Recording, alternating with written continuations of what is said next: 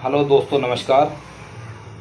जैसा कि आप सबको मालूम है, इस समय लद्दाख में भारतीय और चीनी सेना आमने सामने है। चीन की विस्तारवादी नीतियों के कारण चीन के आसपास के जितने भी देश हैं सभी परेशान हैं। और ऐसी स्थिति में देश के नागरिकों का भी कुछ कर्तव्य बनता है। ज़्यादातर देश के नागरिक ये सोच के बैठ जाते हैं कि सीमा हमारी सैनिक सीमा पर लगे हैं, वो निपट लेंगे। लेकिन अपना भी कुछ, देश के नागरिकों का भी कुछ दायित्व बनता है अपने देश के प्रति। क्योंकि हम जो चीन से सामान लेते हैं, जो चीन में पैसा जाता है, वो वहाँ जाके गोला बारूद में तब्दील हो जाता है और वो सीमा पे फिर चीन के लोग उसको लेकर के खड़े हो जाते हैं। और उसी पैसे से वो पाकिस्तान को भी आर्म सप्लाई करते हैं, जो कि हमारे यहाँ माहौल बिगाड़ने में लगा रहता है। अब हमें, सेना तो अपना काम कर रही है, अब हम लोगों को भी अपना काम करना होगा। हमें चीनी सामान का बिल्कुल बायकॉट करना पड़ेगा। चीन की इतनी बड़ी आबादी है, वहाँ प्रॉपर लोगों को रोजगार वहाँ पे भी नहीं मिल रहा है।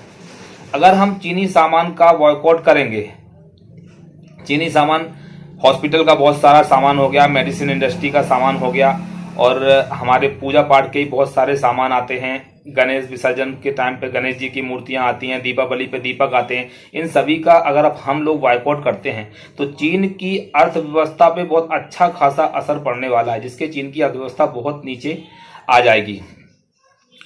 चलो, ये तो हो गया ये सामान। अब इसके बाद अपन एक चीज और कर सकते हैं, जो कि चीन, ये तो सामान हम लगभग बंद कर ही देंगे इस बार, लेकिन अब अपन को, जो लोगों को जानकारी नहीं है, चीनी जितने सॉफ्टवेयर हैं जो मोबाइल में लोड है, एक तो उनसे चीन अपन यूज कर रहे हैं, करोड़ों रुपए वो कमा रहा है। दूसरा, वो अपने सॉफ्टवेयर, उन सॉफ्टवेयर से जो हमारी खुफिया जानकारियां हैं वो चीन के पास ट्रांसफर कर रहे हैं वो सॉफ्टवेयर।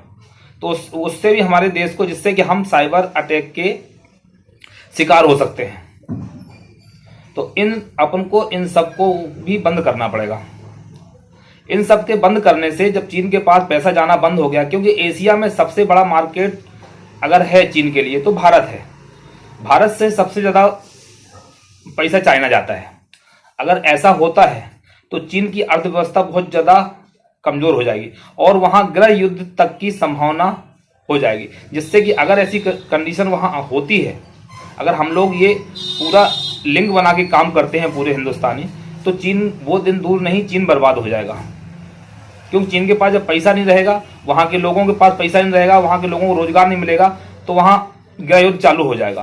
तो उससे चीन टूटेगा। अगर यही सिस्टम चलता रहा तो भविष्य में चीन भी दो टुकड़ों में विभाजित हो जाएगा, जिससे कि हिंदुस्तान को बहुत बड़ा बेनिफिट होने वाला है। ये लफड़ा हमेशा के लिए खत्म हो जाएगा, क्योंकि चीन की विस्तारवादी नीति से सभी देश परेशान हो चुके हैं।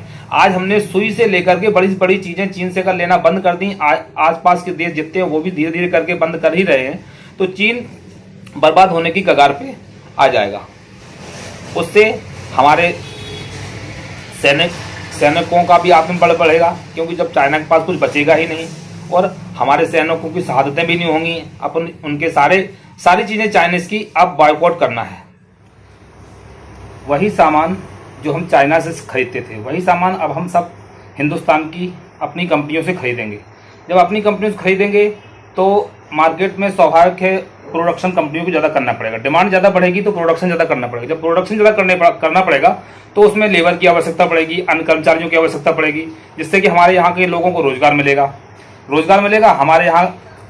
हमारा देश समृद्ध होगा, हमारे देश में पैसा आएगा। उससे हमारे देश की स्थिति सुधरेगी और हमारी आर्मी की भी स्थिति सुधरेगी। अभी जो हम ज़्यादातर पैसा बाहर से सामान खरीदते हैं, तो सारा पैसा हमारा पैसा हमारे देश में रहेगा। इससे हमारा देश मजबूत होगा। जय हिंद, जय भारत।